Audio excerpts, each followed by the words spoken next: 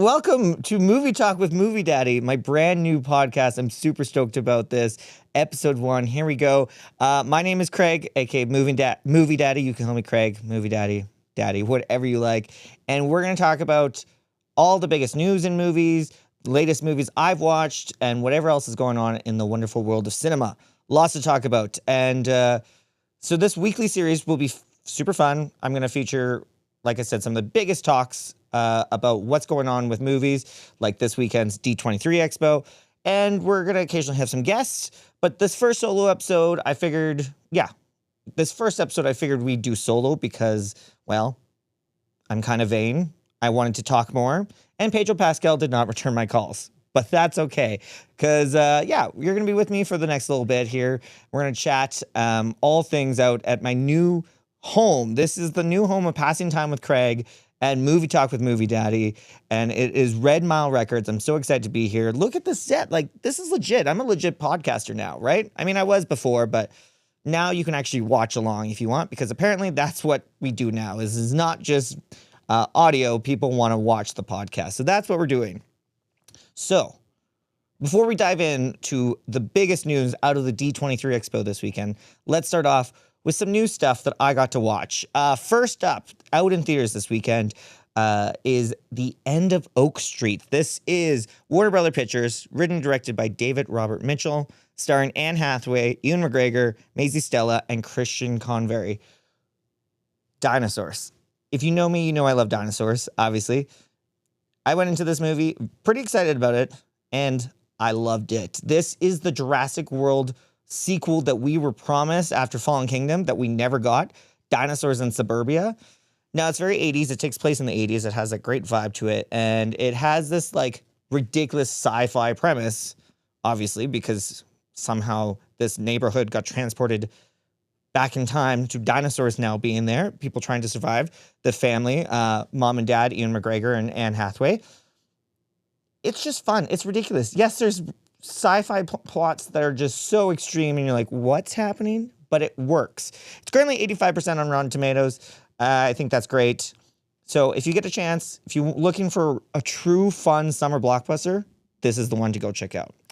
Another one I got the privilege of seeing a sneak preview of is The Wrong Girls, which is now playing in select theaters, from Neon and Elevation Pictures. Written and directed by Dylan Meyer and starring Kristen Stewart, Ali Shawkat, Lakeith Stanfield, Tony Hill, Zach Fox, Seth Rogen, Kumail Nanjiani, Kate McKinnon, and Gina Davis. All-star cast. Didn't really know about it. Currently sitting at 55% on Rotten Tomatoes. It is Kristen and Ali are best friend, like, stoner chicks.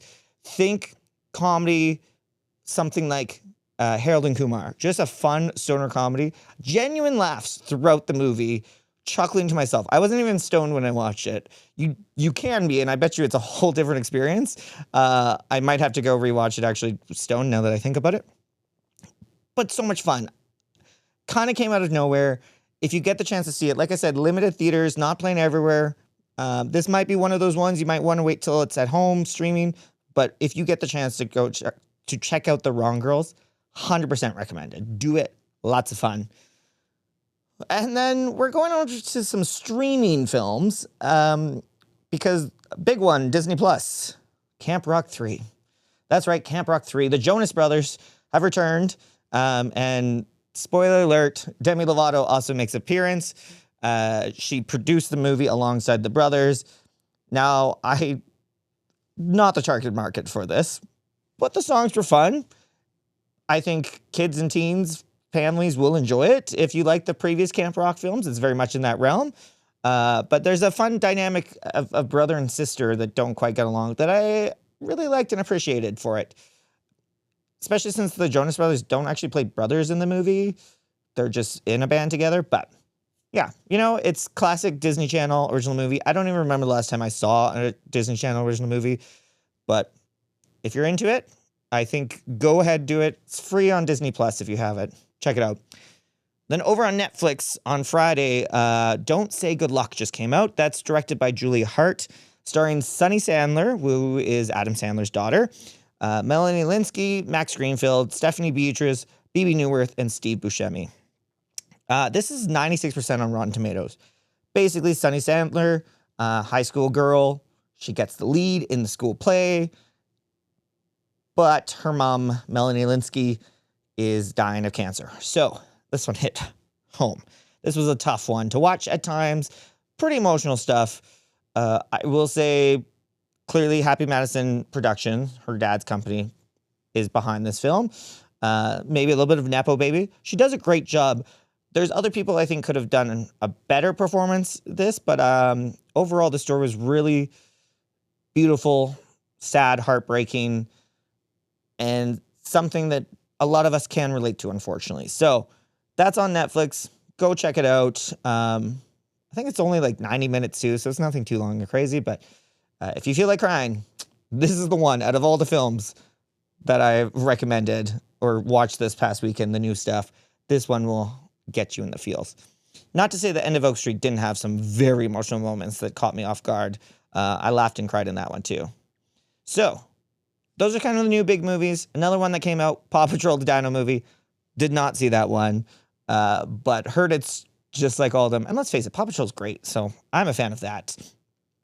But how did the movies do at the box office this weekend? Well, Spider-Man Brand New Day has grossed over $2 billion globally in 17 days.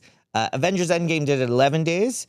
So it's still going. It's got a lot of legs still. I don't think this is going away anytime soon. It is now the 9th highest grossing film of all time. It is in the top 10 highest grossing films of all time. Spider-Man Brand New Day, you've heard it. You know it. You love it. I've talked about it. It's fantastic. But if you like Spider-Man, you've seen it already. So I don't really know who's still going to see it. I'm sure there's going to be some people going back again and maybe trying to bulk up those numbers, because if you're like me and get annoyed that Avatar is the highest grossing film of all time, let's do something about it. Let's make Spider-Man be number one, okay? Let's call it Spider-Man. But yeah, so Spider-Man continued to reign 3 weeks in a row now, number one at the box office, followed by The Odyssey, still going strong. And then End of Oak Street came in third, and Paw Patrol, the Dino movie, came in fourth. So those two new films both made over $20 million, so not bad. This is the time of year where it is filler movies. You know, we've seen our big movies. We do those in July. Spider-Man was the tail end of it. Now we're just kind of filler movies. You know, we had Super Troopers 3. We got Spa Weekend coming up. We got another Insidious movie. That's what this world is like at this time of year for the cinema. Then we're going to take a little bit of a break, and then we're going to get into Halloween movies, followed by Christmas movies and Oscar-nominated movies. So still a little bit of stuff to go. So those are what happened. But this weekend, we have to talk about the D23, the Disney Expo. It happened in Anaheim, California, multi-day event, basically Disney's Comic-Con. I love Disney. See, I've got the Muppets on. We've got Goofy going on up there. So I'm always excited about this. There's a lot that came out, a lot of stuff about the theme parks, video games, television, of course, cruise lines. There's currently a Disney Legend ceremony happening as I'm recording this.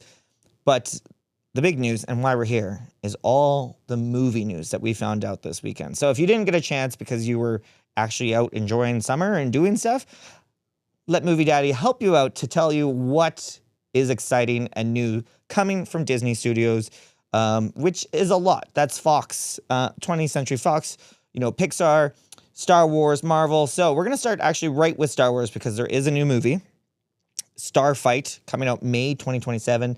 This is Sean Levy directing it. Ryan Gosling, Amy Adams is in it. We've got basically a comedy Star Wars movie coming, which should be a lot of fun. I'm excited about it. It's coming out May 2027, 50 years from when that first Star Wars, A New Hope, came out. 50 years of Star Wars. So I think it should do good. I know Mando and Grogu was not the success they were hoping for, but hopefully this is a good one for them.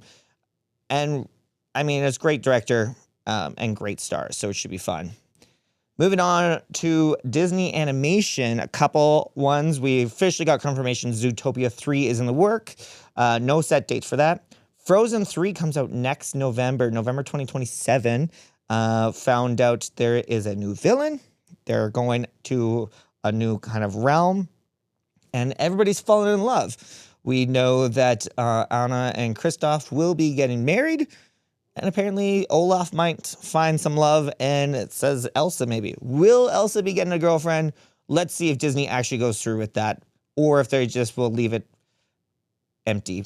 Who knows? Will they do it? Come on. They've made billions of dollars. They can afford to do this. And of course, Hexed comes out this November. Another spooky film. It is a teen witch. We found out who's voiced by Haley Steinfeld, and then we found out that Walter Goggins is in as a talking cat, and the big bad evil witch is voiced by Oscar winner Jodie Foster. So pretty big group. We'll see. Rashida Jones plays Haley Steinfeld's mother. I don't know. I've watched the first preview. It looked all right. I don't think I'm the target market for that, but that's okay. And Disney announced Clay, starring Kieran Culkin, another animated film that will be released in 2028. So we got a few things going on there. Some other non-Disney animation, but still in that world. We got the Bluey movie coming out August 2027. A little bit of uproar because it is 3D animation as compared to like the standard 2D model. Anyways, Bluey's big. It's huge. It's going to make money. I'm sure people are going to go to it. But the question is it still going to be as big in August of 2027, a whole year from now? I mean, kids stuff moves on pretty fast. But with that said, the Wiggles are still popular, so it could still do good. We also have a title for the Simpsons movie. Sorry, the new Simpsons movie. Yeah, that's the title. That comes out September 2027, which is interesting that it's coming out probably around the time that the new season will be starting. They didn't have much to talk about. They showed a little bit of an animation, which was not completely done. And it was just basically seeing a bunch of the characters in Springfield as Homer's trying to get a foul ball. So we'll see how that goes. I don't know. Simpsons, you've been around a while. Like, it might be time to move on. There's rumors that the 40th season might be the last. That's one of the cast members said, but we'll see what happens. The first Simpsons movie was not as huge of success as they thought it was going to be, and this might have been too little too late. It's been a long time since that last Simpsons movie came out. I think it's been over 20 years, so hurry up now. Continuing on, we've got the Ice Age movie, The Boiling Point. Yes, Ice Age is back. I don't know. Should these creatures have all been dead by now? I'm very confused by this. All the cast is returning. I haven't watched since the first Ice Age movie, I think. We'll see how this does. Apparently it's viable enough that people want to keep doing it, but that's the thing with these animated films. Some of these franchises just keep going and going. We got new Shrek coming out next year. And then into our Pixar category, which normally does pretty well, the Pixar films, compared to some of the other Disney animated films. Coco 2, officially announced. Miguel's going to be older. Ernesto returns for some revenge. That's November 2029, still 3 years away. Incredibles 3 is summer 2028. This time, supers are legal again. And the kids are actually going to take center stage. Violet and Dash will be our main points of this story, trying to make a name for themselves in this world outside their parents' shadow. So that'll be a lot of fun. Incredibles 2 obviously focused on Mrs. Incredible. This time we get the kids. Jack also has insane powers, so we'll see what happens with that. I know people love the Incredible movies. Those aren't my favorite ones. Just kind of a little lackluster. There's moments I do enjoy about it. Animation looks fantastic. Incredibles 2 was not my favorite, though. And then for some new films, non-franchises, we've got Ghost Market, our first look at that, spring 2028. A content creator is the lead character, which I was like, oh, wow, I feel old as I'm making a video podcast. And then Gacho comes out in March of 2027, which will be a lot of fun. It's got like mafia movie vibes. It looks ridiculous. Again, very cool animation. So we'll see how that goes. That is it for our animated films. But now we're going to talk to live action, with our first two being involving former animated films. First up, Lilo & Stitch 2 is confirmed. We already knew that was happening. Lilo & Stitch was one of the biggest films of the past year. It crushed it at the box office. And we got an indication that Angel will be joining. That's Experiment 624, I believe. So, original film, I guess, with a character that they've met before. We'll see what happens with it. I'm sure it's still going to make tons of money because Lilo and Stitch the fandom is crazy. People love it and people will spend money on it. We've learned that Stitch is one of the biggest stars, which is so funny because I have so many Disney friends who are like anti-Stitch. And it's very interesting that he's become one of these lead characters. What else we got? Oh, yes, Tangled, the live action version of coming March 2028. So still some time away before we get to that. Catherine Hahn, of course, is playing Mother Gothel, which we're really excited about. And then we got two young actors that actually look incredible. We've seen a couple photos from the sets, and the sets they're filming in Spain. It looks fantastic. It'll be interesting to see what happens. Disney live action, as you all know, has been going back and forth. You have such success like Lilo and Stitch and Beauty and the Beast, and then you have bombs like Snow White and Moana, the one that just came out. So this is the only one that's really in active development because it's actually being filmed right now. Other live action adaptations have been stopped altogether. We'll see what happens, basically. We have to wait until March 2028 to see if this is a bomb or not, but this will be a decision maker on if they continue to do some more live action films. But one of the most exciting films that I'm excited about that comes to Disney Plus, streaming Disney Plus, Hulu in the States, in 2027. It's Romy and Michelle 2. I love Romy and Michelle's High School Reunion. Who doesn't? It's a great classic cult film. If you've never seen it, what are you doing with yourself? Go check it out. This time, the idea is their business, super successful. They're crushing it in life. But one of their classmates are getting married, and they realize, did they forget to fall in love? So we got Keegan-Michael Key and Rob Huebel in the cast as their love interest. We haven't seen any footage of it. I'm super excited about it. It could be a lot of fun. It might also be a stinker. This is a movie we've waited for like 30 years for. But if they can pull it off right, and I think going to streaming is the right model. It's a successful one because you can't really tell that it was a big dud compared to some other films that got released in theaters. But of course, then it ends up being super successful. Something like Hocus Pocus 2, they decide to release on Disney Plus instead of releasing in theaters.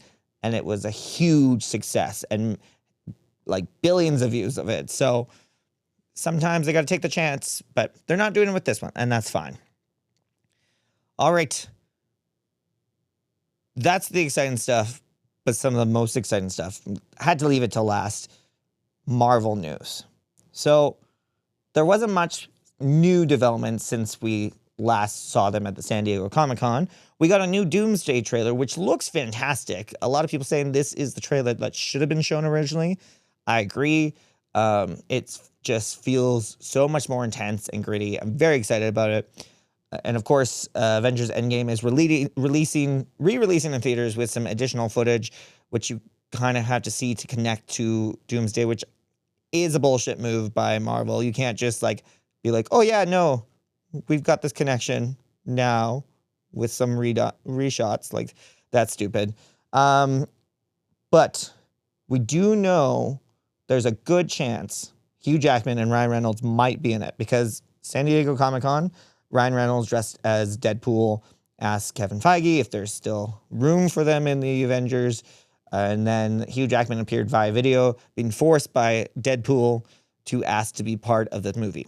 My theory is they will be the post-credit scene, which will probably lead right into Secret Wars, where then we'll see, you know, Toby and Andrew and a bunch of other universe Marvel characters. This is pretty much confirmed, unconfirmed at this point. Like, we're all expecting them to all appear in Secret Wars, and then that's kind of the end of the MCU, we know, because then we're moving into our new era. We'll still have some people that are sticking around, but otherwise, we're starting over again with our X-Men cast reveal. Spoiler alert, if you have not watched Brand New Day. Okay, that's enough warning. Enough time take. Sadie Sink was revealed as Jean Grey. Not really that surprising. We knew that. She is now confirmed to be in the upcoming X-Men movie. We got Samara Weaving as Emma Frost. You might know her from Ready or Not, or Ready or Not 2. Also Scream 6, I think is the one, yeah. Kit Connor as Cyclops. You know him from Heartstoppers. This one was kind of announced a while ago. Same with Samara. We knew that was happening. Christopher Abbott is revealed as Professor X. He is actually just became a father with Aubrey Plaza giving birth to their new child. So good for him. And then Indy Navarrete as Rogue. You know Indy from Obsession. She was the breakout star of Obsession. Well, her and Michael Johnson. But yes, good on her. She'll be good. There was a lot of talk that it was supposed to be Mystique, but it turned out to be Rogue. And Adam Driver as Matthew Milbury, better known as Mr. Sinister or Dr. Sinister, one of the two. So Adam Driver has been... Kevin Feige has been trying to get Adam Driver into the MCU for a very long time. Audiences wanted this. It's been something they've wanted and demanded for a long time, and it is finally happening. So it'll be very exciting to see how this happens, how this goes. We got some time, though. You'll notice there was no Magneto. There was no Beast. I think there's a few people are still working on contracts with, or there's a quite possibility that Magneto might not be in this first X-Men movie, which would be very interesting. I could see them teeing up to announce it at the end of the film and have him be in the future film. So what's going to happen with the MCU? I really don't know. We have our thoughts, but we're going to have a whole different episode as we get closer to Doomsday. That comes out December 18th, which is also when Dune Part 3 comes out. It's the whole thing, Doomsday. We'll see what happens there. But yeah, more on the MCU and the future in a later episode. The Indie Film Throwdown happening Sunday, August 23rd at 12 to 5 p.m. at the Plaza Theater. Gonna be a lot of fun. It's pay what you can. There are so many short films that are going to be screened. Plus, we're going to do a little networking event. And rumor has it, there might be a live podcast recording with yours truly. That will be super fun. So you definitely want to check that out. I'm very excited to be back there with my friends and work on it. So if you're looking for something to do, Plaza Theater, come on down. It's going to be a lot of fun. All right, as we start to wrap up the show, I do want to mention something fun that we're going to do each week called Movie Rewind. And that's where I'm going to tell you a movie that I love or recommend you checking out, something from the past. This is not one of the newer stuff that we've talked about all episode. This will be something completely different. So this one, I figured with D23, we got to talk about something Disney. And I thought, what better than one of my favorites, underrated films from 2009. That is The Princess and the Frog. If you've never seen this one, this is one of the best Disney animated films they've got, one of the best princess films. Tiana's fantastic. Louis, amazing songs, amazing looks to it, great jokes, great comedic moments. The heart of it is so beautiful, and just some interesting dynamics and different takes on dreams and working hard for them and wishing. It's just a little bit more realistic. Plus, it takes place in New Orleans, so it's just got this really fun vibe going on with it. So if you have not checked out The Princess and the Frog, do yourself a favor, go check it out. Streaming on Disney+. It's pretty easy for you to find. Well, folks, that's it. This is my first episode of Movie Talk with Movie Daddy, Passing Time with Craig production. I'm so excited to be part of this, and I'm so thankful to Red Mile Records for this awesome, cool studio. This is great. We're going to have so much more. Make sure to follow me on social media, Passing Time with Craig, PTW Craig on Facebook and Instagram, for lots of fun ways to pass the time. We've got more episodes of Passing Time with Craig still to come. Plus, this show will keep going, weekly episodes with all the biggest movie news and movie talks we can think about, with some special guests lined up. I'm so excited. Not going to tell you yet. You have to stay tuned in to see who those are going to be. But give me a follow.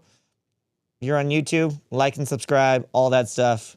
Thank you guys so much. Thanks for coming and spending time with me at the movies.